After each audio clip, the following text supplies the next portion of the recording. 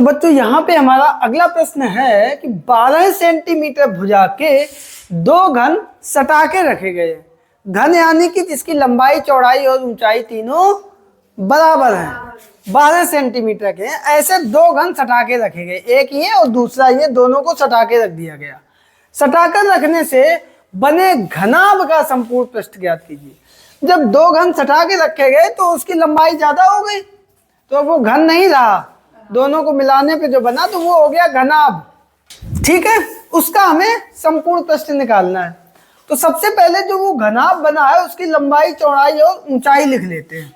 लिख देंगे 12 सेंटीमीटर के दो घन सटाकर रखने पर प्राप्त घनाभ की लंबाई कितनी हो जाएगी, 12 धन 12 24 सेमी। चौड़ाई हमारी वही रहेगी 12 सेमी और ऊंचाई भी हमारी वही रहेगी 12 सेमी। इस बात को समझ में आया कि नहीं? सटा के रखा तो लंबाई हमारी बढ़ गई, चौड़ाई वही रही, ऊंचाई भी वही रही। ठीक है, जैसे ये दो घनाकार आकृति हैं, है ना, लंबाई चौड़ाई ऊंचाई सब सेम है।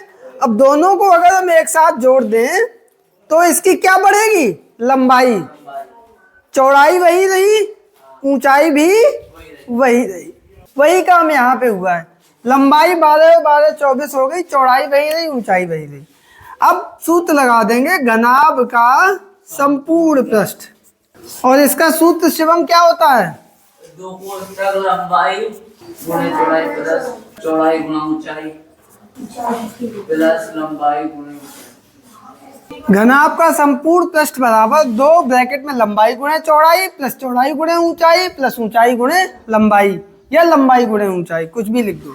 ठीक है, तो यहाँ पे हम सभी के मान रख देंगे। लंबाई हमारी कितनी है 24, चौड़ाई है 12, 24 गुणे 12 प्लस चौड़ाई गुणे ऊंचाई, चौड़ाई 12 ऊंचाई 12 प्लस ऊंचाई यहाँ पे 12, लंबाई कितनी है 24, गुणा कर दो, 12 चौको 48 की 8 हासिल लगा 4, 12 दूनी 24 और 4 28, 12 गुणे 12 144 और फिर से 12 गुणे 24 288। जोड़ देंगे तो दो ब्रैकेट में 8 और 8 16 4 20 की शून्य हासिल लगा 2, 8 और 8 16 4 20 और 2 22 की 2 हासिल लगा 2, 2 2 4 1 5 और 2 7, 720 में 2 का गुणा कर दो, 0 2 दूनी 4 7 दूनी 14, 1440 वर्ग सेमी। यही हमारा आंसर आ गया। तो